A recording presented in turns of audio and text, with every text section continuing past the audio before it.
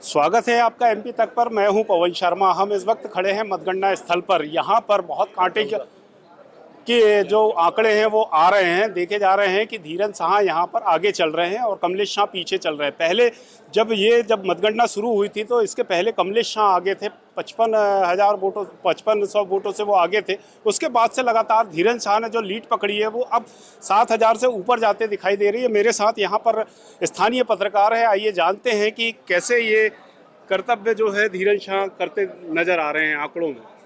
देखिए, पहले ही जैसे ही प्रत्याशियों की घोषणा हुई थी तो ये बात सामने आ गई थी कि ये जो लड़ाई है ये दरबार वर्सेस महल है। तो दरबार और महल की ये लड़ाई है। शुरुआती रुझान जो मतगणना के आए उसमें कमलेश शाह आगे चले और लगातार 12वें तीसरे राउंड के बाद से लेकर लगातार 12वें 13वें राउंड तक जो दरबार है वो आगे चलता रहा। मतलब धीरेन शाह जो कांग्रेस के प्रत्याशी हैं वो आगे चलते रहे। अब जो 13वें राउंड के रुझान आ रहे हैं उसमें कुछ लीड कम होती दिख रही है कांग्रेस की। तो ऐसा कह नहीं सकते कि ये बिल्कुल चमत्कार हो गया है। मरवाड़ा विधानसभा हमेशा से ही चमत्कारिक परिणाम देने वाली रही है। यहाँ पे जो एक पूरा क्षेत्र है वो एक पर्टिकुलर प्रत्याशी के सपोर्ट में आगे बढ़ता है और दूसरा क्षेत्र पता चला उसके बिल्कुल विपरीत हो जाता। तो ये हमेशा से होता रहा है, ये कोई नई बात नहीं है। और अब जैसे कि अभी 7 राउंड लगभग बाकी हैं तो इन 7 राउंड में परिणाम कुछ भी हो सकते हैं क्योंकि अभी भी उम्मीद भाजपा के पक्ष में है। बिल्कुल बिल्कुल, अभी तो 7 राउंड बाकी है और लगभग 1 लाख वोटों की गिनती बाकी है। अभी तक केवल आधे वोटों की गिनती हुई है। 2 लाख से ज्यादा वोट पड़े हैं और 1 लाख कुछ हजार वोट ही अभी तक गिने गए हैं। लगभग 1 लाख वोट की गिनती बाकी है। तो इन 1 लाख वोटों की गिनती में किसी भी तरीके के परिणाम आ सकते हैं।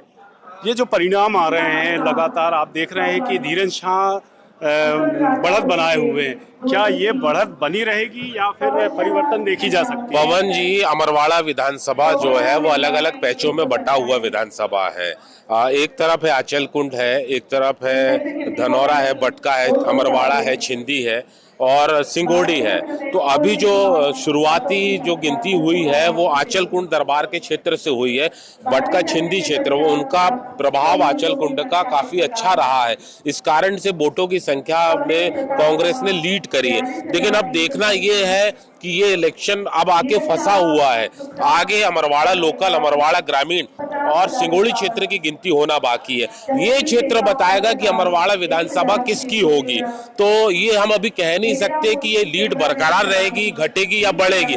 लेकिन हाँ, हम ये कह सकते हैं कि अब यहाँ से नीचे हम उतरते हैं तो आचल कुंड का प्रभाव थोड़ा कम होता हुआ दिखाई देता है। तो मैं ऐसा अंदाजा लगा रहा हूँ कि अमरवाड़ा नगर और अमरवाड़ा ग्रामीण और सिंगोड़ी मिलाकर भाजपा यहाँ लीड करेगी और लगभग कांटेदार मुकाबला भी ये बन जाएगा। कहीं ना कहीं कमलनाथ जी ने धीरन शाह को टिकट देकर एक टक्कर दे दी है। निश्चित रूप से कांग्रेस ने इस पूरे इलेक्शन में धीरन शाह को जैसे ही प्रत्याशी बनाया उसके बाद इलेक्शन में स्पार्क पैदा हुआ और चुनाव कांटेदार हुआ। ये प्रत्याशी के कारण ही ये चुनाव बनता हुआ हमको दिखाई दे रहा है। तो कमलनाथ जी ने जो निर्णय लिया है उस निर्णय के अनुसार ही ईवीएम रिजल्ट दे रही है। जी, तो अभी क्या लगता है कि बीजेपी को उम्मीद करना चाहिए? निश्चित रूप से पूरी तरह 50-50 पे फंसा हुआ ये मामला है। अभी कहीं भी परिणाम जा सकते हैं, पूरी संभावनाएं बनी है। देखिए, अभी ये 50-50 पर चल रहा है जो आंकड़े आ रहे हैं, लेकिन बीजेपी भी उम्मीद कर रही होगी कि कहीं ना कहीं ये रुझान उसके पक्ष में आए। लेकिन अभी धीरन शाह आगे चल रहे हैं। पवन शर्मा, छिंदवाड़ा, एमपी तक।